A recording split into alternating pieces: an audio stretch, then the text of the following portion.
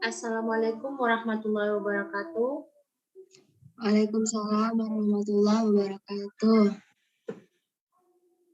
Baik, kami dari kelompok 6. Kami akan presentasikan tentang metode SDLC atau bisa dikenal dengan Software Development Life Cycle. Saya sendiri, Nuraya Syahmini, dan rekan saya bernama Mbak Elpa Siti Norayanti Nasution dan Mbak Endang Sri Utami.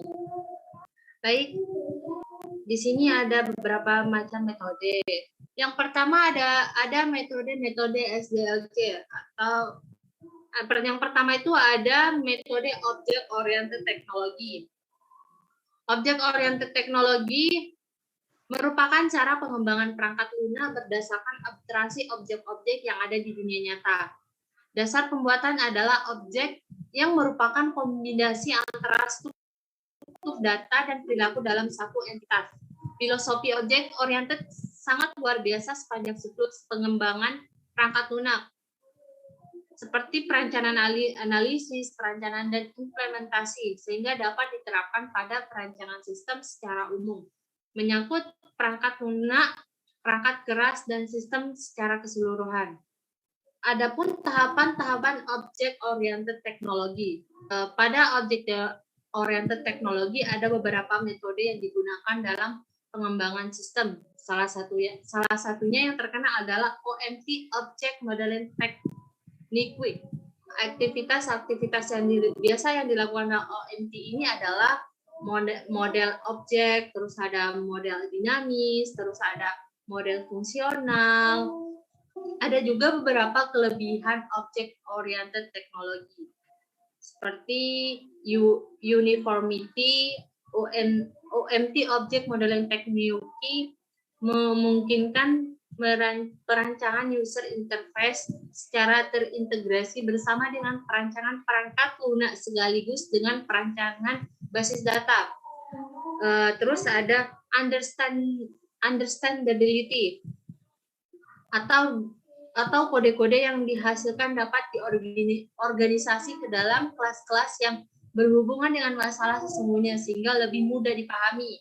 Terus ada stability, kode program yang dihasilkan relatif stabil sebab mendekati permasalahan sesungguhnya di lapangan.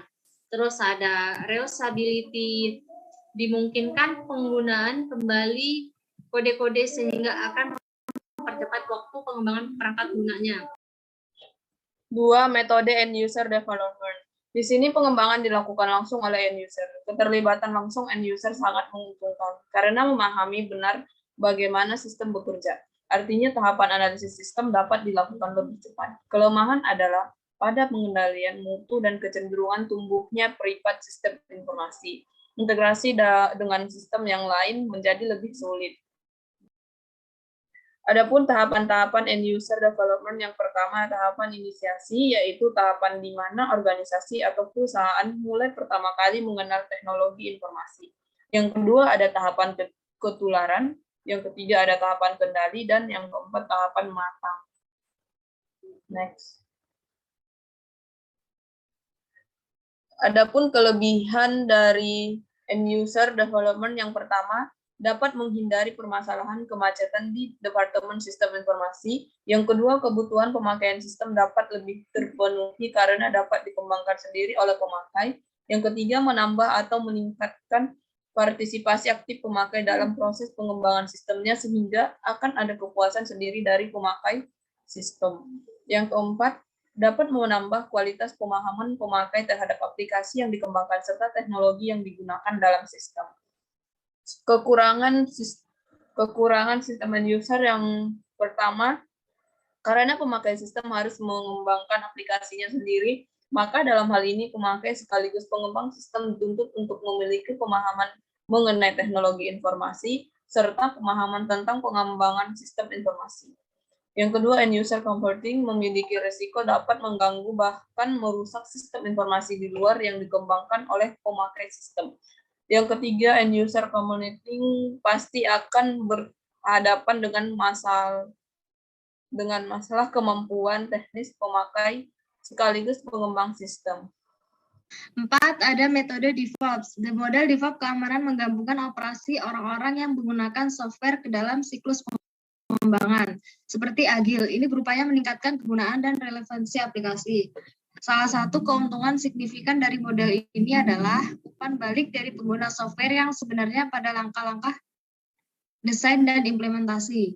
Salah satu kelemahannya adalah membutuhkan kolaborasi dan komunikasi yang aktif. 5. Ada other model software. Banyak model SDLC lainnya dan pada dasarnya merupakan varian dari proses inti ini. Organisasi menggunakan proses manufaktur LIAN untuk pengembangan software. Pengembangan berbentuk V adalah jenis waterfall yang mengimplementasikan pengujian, verifikasi, dan validasi. Pengembangan spiral dapat memilih dan memilih model untuk setiap langkah dalam proses pengembangan. SDLC menunjukkan kepada Anda apa yang terjadi dan di mana tepatnya proses pengembangan Anda dapat ditingkatkan. Seperti banyak proses bisnis, SDLC bertujuan untuk menganalisis dan meningkatkan proses pembuatan software. Ini menciptakan tampilan proyek skalabel mulai dari coding sehari-hari hingga mengelola tanggal produksi. Baik, yang keenam ada SDLC stage. Masing-masing tahap siklus hidup pengembangan mengikuti proses internal standar 5. Proses ini menetapkan pola komunikasi dan dokumentasi yang dimaksud untuk membiasakan semua peserta dengan situasi saat ini. Dan demikian mengurangi resiko untuk rencana proyek saat ini. Deskripsi generik tahap ini disediakan untuk menghindari deskripsi berulang ini proses internal dalam setiap tahap siklus hidup perangkat lunak. Berikut deskripsi. 5 proses standar adalah kick-off, interaksi informal, interaksi formal, penilaian dalam tahap, dan tahap keluar.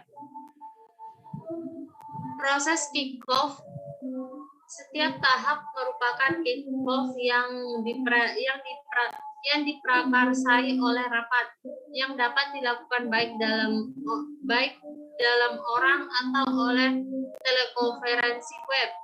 Tujuan pembukanya meeting adalah untuk meninjau output dari sebelumnya.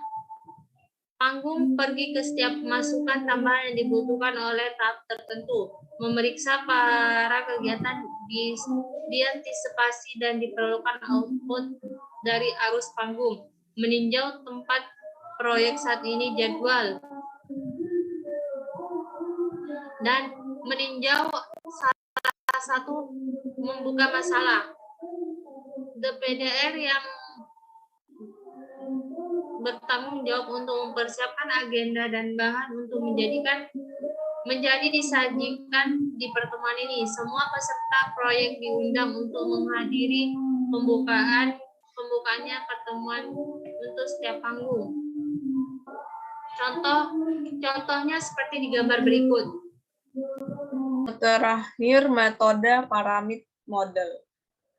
Yang pertama, sistem inisiasi atau memulai, di mana kasus bisnis dan solusi usulan dikembangkan selama proyek organisasi adalah diperiksa untuk memastikan bahwa mereka masih tepat didefinisikan dan alamat kebutuhan organisasi yang ada.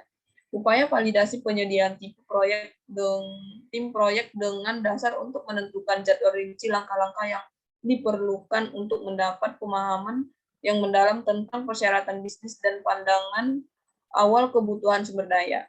Selain itu, jadwal tingkat tinggi yang dikembangkan untuk fase siklus hidup pengembangan sistem selanjutnya. Yang kedua, persyaratan sistem analisis atau definant, di mana kebutuhan bisnis ditangkap di sedetail mungkin. Proyek manajer memimpin tim proyek dalam bekerja dengan pelanggan untuk menentukan apa yang sistem baru harus dilakukan. Dengan mendapatkan pemahaman yang rinci dan komprehensif dari kebutuhan bisnis, tim proyek dapat mengembangkan spesifikasi fungsional yang akan mendorong desain sistem. Yang ketiga, desain sistem atau desain, yang dibangun di atas pekerjaan yang dilakukan selama analisis kebutuhan sistem, dan hasil dalam terjemahan dari persyaratan fungsional menjadi solusi teknis yang lengkap. Solusi ini menentukan arsitektur teknis, standar, spesifikasi, dan strategi yang akan mengikuti. Berikut contoh gambar paramid model. Terima kasih. Baik, terima kasih untuk presentasi dari kami. Sekian dari kami. Terima kasih. Assalamualaikum warahmatullahi wabarakatuh.